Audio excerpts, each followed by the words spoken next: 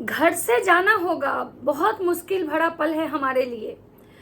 अब हमारे ससुराल छोड़ के, अब हमें ससुराल छोड़ के जाना होगा, कैसे करेंगे सब कुछ समझ में। अब हमें ससुराल छोड़ के जाना होगा, कैसे करेंगे हम सब कुछ, हमें समझ में नहीं आ रहा है। शादी करके हम यहीं आए थे, बहुत मुश्किल भरा है ये पल। तो कन्यादान वाली बेटी आखिर किसके डर से अपना घर खाली करके जा रही है? कन्यादान वाली बेटी को आया है धमकी। कन्यादान वाली बेटी जो है उसको धमकी आया है और इसलिए वो अपने ससुराल वाले घर को खाली करके कहीं और शिफ्ट हो रही है। कन्यादान वाली बेटी का कहना है कि यहाँ बहुत प्रॉब्लम है, यहाँ बहुत ही ज्यादा परेशानी हमको झेलना पड़ रहा है। क्या बताएं दोस्तों कि अब यहाँ पे मतलब जो है ना, मैं इतना दिक्कत हो रहा है, इतना दिक्कत का सामना करना पड़ रहा है ना, जिसकी वजह से हमें घर खाली करके जा रहे हैं। यहाँ पे जो है ना, मुझे घर खाली करने में बहुत ज़्यादा दिक्कत हो रहा है। मुझे बहुत लगाव हो गया था इस घर से, क्योंकि हम शादी करके यहीं आए थे और इस घर को खाली करते समय मुझे बहुत दुख हो रहा है, बहुत ही ज़्यादा दुख हो रहा है। तो नमस्कार दोस्तों, कैसे हैं आप लोग? उम्मीद करें बहुत अच्छे होंगे, स्वस्थ होंगे, मस्त होंगे और अपने काम में व्यस्त होंगे। मैं प्रिया शर्मा और मैं अपने इस नए वीडियो में आप लोग का स्वागत करती हूँ। आशा करती हूँ जो लोग हमारे चैनल पे नए जुड़े हैं, हमारे चैनल को सब्सक्राइब करेंगे, लाइक कमेंट शेयर और मुझे बहुत सारा प्यार देंगे। तो दोस्तों, आज मैं बात करने आई हूँ कन्यादान वाली बेटी का। कन्यादान वाली बेटी का वीडियो आता है, कन्यादान वाली बेटी का कहना है कि लोग हमको अभी भी परेशान कर रहे हैं, लोग हमें अभी भी चैन से नहीं रहने दे रहे हैं। इंस्टाग्राम पे सब जगह मुझे कमेंट किया जा रहा है कि तुम दोनों के बीच में आग लगा के और तुम एकदम हाथ झाड़ के निकल गई। तुम कहीं ना कहीं अपना जो तुम्हारा काला चिट्ठा था वो बाहर ना जाए, इसलिए तुम मतलब जो है वो तुम इस चीज में समझौता कर ली, कंप्रोमाइज कर ली। तो इस तरह की जो कमेंट्स है ना, इससे मैं बहुत परेशान हो गई थी, इसलिए मैं सोची कि आप लोगों के साथ सारी चीजें जो है वो क्लियर कर दूं। यहाँ पे मैं बार बार ये चीज कहूंगी कि तुम कितना भी सफाई दे लो, लेकिन यहाँ पे जो लोग बोल रहे हैं ना कहीं आप लोगों की कंट्रोवर्सी में जो बातें हुई है ना, उसी बिना पे कर रही हैं। क्योंकि लोग तब तक आप जो थी, जब ये कंट्रोवर्सी शुरुआत हुई थी, और अगर आपको इस कंट्रोवर्सी से को रोकना था या फिर सच में आप प्रेग्नेंट हैं और आपको प्रेगनेंसी में प्रॉब्लम हो रही थी, तो ये कंट्रोवर्सी आपको पहले तो करनी नहीं चाहिए थी। दूसरा, जब आपने की थी तो आपको उसी समय ब्रेक लगा देना चाहिए था जब चीजें शुरू दिन की हुई थी, जब ट्रेन में बैठ के आपके पति मतलब बहुत सारी अनाप शनाप बातें किए थे राज परिवार के बहू और बेटी के लिए, आपको उसी दिन रोक देना चाहिए था। लेकिन आपने उस दिन भी नहीं रोका। जब लाइव में आके आप दोनों पति पत्नी राज परिवार को टारगेट किए, उनके दोस्त को टारगेट किए, राज परिवार के पूरे हर एक सदस्य को टारगेट किए, उनके खानदान के मतलब नाना दादा तक आप गए और आप दोनों उनको धमकी दिए, हम क्या हैं, हमारे पति के बारे में पता करवा लेना, ये वो लंद फंद जब आप बोले, उस दिन भी आपको कंट्रोवर्सी रोक देनी चाहिए थी, जब आज सच में उस चीज का असर आपके स्वास्थ्य पर पड़ रहा था। लेकिन आप तब तक नहीं रोकी, तब तक आप मस्त मजा लेते रही, तमाशा देखते रही। आपको लगा कि भाई हमको कोई नहीं झुका सकता है, आज जो कुछ भी है हम अपने दम पे हैं, हम अपने बल पे हैं, हमारा कोई हमको आज तक मदद नहीं किया है, किसी का हम 1 रुपया नहीं जानते। आप तब भी चुप रही जब मतलब हुलुलुलु यूनिवर्सिटी वाली दीदी जो है उनका लाइव आया, वो भी बोली, बहुत सारी बातें वो रखी, तब भी आप चुपचाप रही। जब हुलुलुलु यूनिवर्सिटी वाली दीदी को भी गालियां पड़ी, जब जगत भैया ये लुलिया वाले गाने पे डांस किए, उनको बहुत सारी गालियां पड़ी, बहुत सारे लोग उनको ट्रोल किए, इवन कि आपकी वजह से कहीं ना कहीं हुलुलुलु यूनिवर्सिटी वाली दीदी को, उनके पति को और उनके बच्चे को भी ट्रोल होना पड़ा। तो आप तब तक चुप मतलब कि रही, तब तक आप कुछ नहीं बोली। जब से ये जो राजमाता हैं उन्होंने ये बात बोला कि भाई ये लड़की किसी की सगी नहीं है, अगर इस लड़की के बारे में पता करना है, इस लड़की के बारे में, तो आप उसके घर जाइए, वहां जाके इसके बारे में सारा सबूत इकट्ठा कीजिए, क्योंकि इसके घर में कोई भी अच्छा इंसान नहीं है ना। इसका चाचा चाची, दादा नाना, मौसा मौसी, मतलब फुआ ताऊ, जो भी इसके रिलेटिव है ना, सब खराब है। और इसका भाई जो है, इसका भाई हम लोग को इसके बारे में बहुत सारी ऐसे इन्फॉर्मेशन है जो हमको देके गया है, और वो अब मेरी बात पे बहू पे बात आई है, मेरी बहू को बदनाम करवा रही है लड़की, तो हम इसके भी सारे काले चिट्ठे जो है वो खोलेंगे। उसके बाद जगत भैया ने भी अपने लाइव में ये बात बोला कि भाई इसके बहुत सारे राज जो हैं हमारे पास हैं, जिसका भाई आके बोलता था कि ये शादी से पहले क्या करती थी, इसके कितने अफेयर्स थे, ये कहाँ जाती थी कहाँ नहीं जाती थी, इसकी शादी किस कंडीशन में हुई, क्यों करनी पड़ी इसको 1 साल के अंदर ही अपने मतलब शादी इसके भाई को गए हुए 1 साल नहीं हुआ था, लेकिन इसको जल्दी जल्दी शादी करनी पड़ी, इसके पीछे का क्या कारण था। ये जब राज परिवार बोलने लगा और राज परिवार जब आपको धमकी देने लगा कि अगर अभी ये चुप नहीं रही, अगर सामने वाले को चुप नहीं करवाई तो हम अब बहुत जल्द वो सारे सबूत लेके आएंगे, तो उसके बाद आप आई सोशल मीडिया पे और हर एक चीज को क्लियर की, हर एक चीज को माफी मांगी कि हमसे गलती हुआ है, और आपने अपने आप को बचाते हुए इंटरनेशनल जीजा जी पे सारा बिल फाड़ दिया। आपने दोनों परिवार को इस बात की दुहाई दी कि भाई हम प्रेग्नेंट हैं, हमारे इस कंडीशन में, इस हालत में हम ज़्यादा स्ट्रेस नहीं ले सकते हैं, क्योंकि अगर हम ज़्यादा स्ट्रेस लेंगे तो पिछले बार जो हमारे साथ हुआ है कहीं इस बार ना हो जाए। और इस चीज़ की दुहाई देते हुए आप दोनों परिवार को एक मतलब क्या होता है, दोनों परिवार के बीच में आपने मतलब बात करवाई और वहाँ पे खुद को मतलब न्यूट्रल कर लिया कि भाई हमसे जो गलती हुआ आप लोग माफ़ कर दीजिए, अब आगे से हम कोई गलती नहीं करेंगे, लेकिन प्लीज़ हमको इस कंट्रोवर्सी में मत घसीटिए। तो भाई जो लोगों का जो सर्कस हुई है वो क्यों ना आपके ऊपर जाएगा, क्यों नहीं जाएगा। आज आप अपने परिवार का बता दो, खानदान का बता दो, सब कुछ बता दो।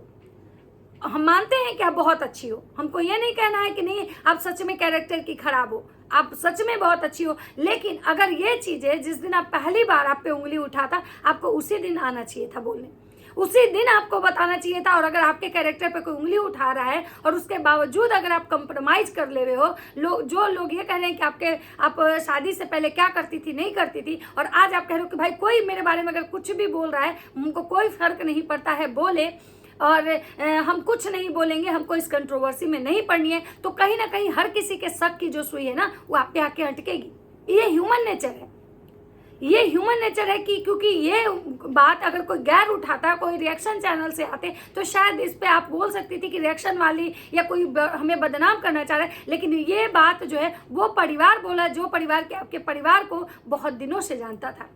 ये बात वहां से उठ के आई जिस परिवार ने आपका कन्यादान किया था, और आज भी कंटिन्यू जो राजमाता है इस बात को उठा रही हैं। तो ये बात आपको कोई इंस्टाग्राम और फेसबुक पे और यूट्यूब पे मैसेज करने वाले नहीं बोल रहे हैं, ये बात कहीं ना कहीं राज परिवार बोल रहा है। ये बात जो एलिगेशन है ना आप पे राज परिवार लगा रहा है, और कहीं ना कहीं राज परिवार ही शुरुआत किया है। तो आप जो फिर से जो बोलते हैं ना दूसरे के कंधे पे बंदूक चला के मतलब जो चला रही है, इस चीज के लिए आपको अपनी माता श्री से बात करना चाहिए।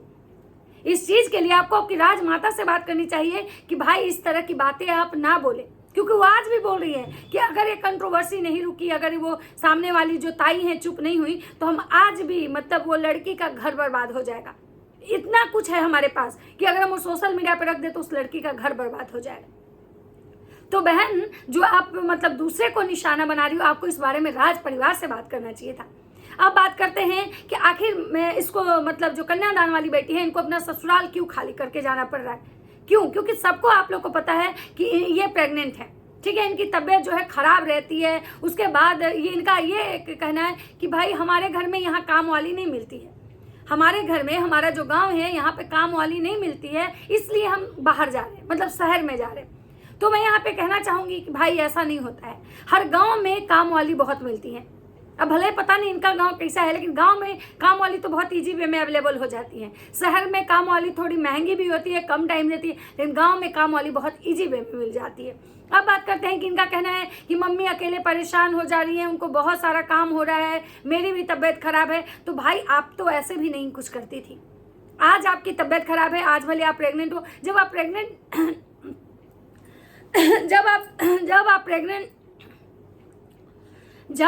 प्रेग्नेंट नहीं थी तब भी आपकी मम्मी ही आपके घर का सारा काम करती थी। तो देखिए मेन है कि भाई ये रीजन नहीं है, रीजन कुछ और है। क्योंकि भाई इनका जो फर्स्ट मिसकैरेज था वहाँ पे हुआ था, तो लोगों को ऐसा लग रहा होगा कि भाई लोग जगह बदलवाते हैं कि भाई पहली बार यहाँ पे कुछ ऐसा हुआ है तो आप जगह बदल दो। ये मतलब मेन इनका रीजन है, लेकिन ये अपनी बातों को बता रही है, लेकिन इनको गोल गोल घुमा के बता रही है। मतलब ये स्ट्रेट फॉरवर्ड तो बोल नहीं रही है, क्योंकि इनको अभी अपनी जो प्रेगनेंसी है उसके बारे में इनको खुद अपने मुंह से नहीं कहना है, लेकिन ये बता भी रही है और समझिए कि नहीं भी बता रही है।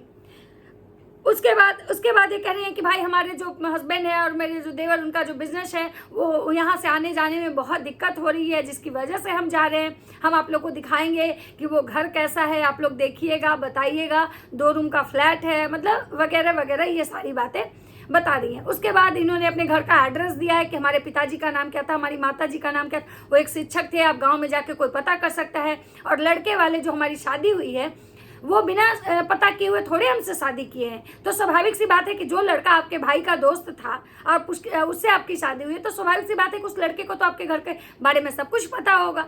और रही बात लव मैरिज की, तो लव मैरिज में जब लड़का लड़की राजी होते हैं ना, तो गार्जियन जो होते हैं ना, वो पता बहुत सारी चीज़ों का क्या ही करेंगे। जब उनका बेटा खुद तैयार होता है शादी करने के लिए, किसी की भी लव मैरिज होती है, तो उसमें ज़्यादा क्या ही पता करना। लड़का को ऑलरेडी जो पता होता है, लड़का बोलता है भाई हम इससे शादी करेंगे, गार्जियन उसके हिसाब से वो शादी होती है।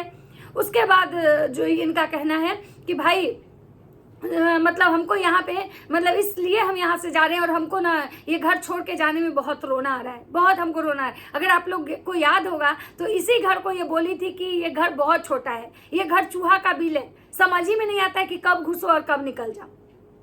और आज मैं मतलब ये कह रही हैं कि भाई हमको ये घर छोड़ के जाने का मतलब बहुत दुख है, इतना ज़्यादा दुख है कि हमको रोना आ रहा है कि हम ये घर छोड़ के कैसे जाएंगे। यहाँ मेरा पर्सनल रूम था, सब कुछ था। तो भाई आप जहाँ भी जा रहे हो वहाँ भी आपका पर्सनल रूम ही रहेगा। एक रूम में मान लीजिए 2 BHK का फ्लैट है, तो एक में आप लोग रहेंगे पति पत्नी, एक में आपके सास और आपके जो मतलब देवर हैं वो रहेंगे, वहाँ भी आपका पर्सनल रहेगा। और रही बात घर को आप मिस कर रहे हो, तो भाई आपका वो घर है, ऐसा थोड़ी है कि आप आजीवन के लिए उस घर को मतलब छोड़ के जा रहे हो, उस घर में आपको दोबारा नहीं आना है। अरे भाई वो आपका घर है, आपका घर है, तो यहाँ भी मान लीजिए जब भी होगा, कोई फेस्टिवल होगा, कुछ भी होगा, तो भाई कोई भी कहीं रेंट पे जाता है तो ऐसा थोड़ी है कि आजीवन के लिए वहीं जाके बस जाता है। तो मतलब इनकी जो बातें हैं ना, हमको समझ में नहीं आ रही है। जिस तरह से मतलब ये माहौल क्रिएट कर रही हैं कि हम क्या ही बोले, हमको हमारा घर छोड़ के जा रहे हैं, हमको मतलब जाने में ये लग रहा है, मम्मी भी जाने का मतलब मम्मी का समझ में आ सकता है क्योंकि वो बेचारी हमेशा वहाँ रही है, लेकिन आपको तो वही घर चूहा का बिल लगता था और आज उसी घर को, मतलब हमको समझ में नहीं आता। ये जो ब्लॉगर है ये अपने कन्वीनियंस के अनुसार चीज़ों को भाई मैनिपुलेट कर देते हैं।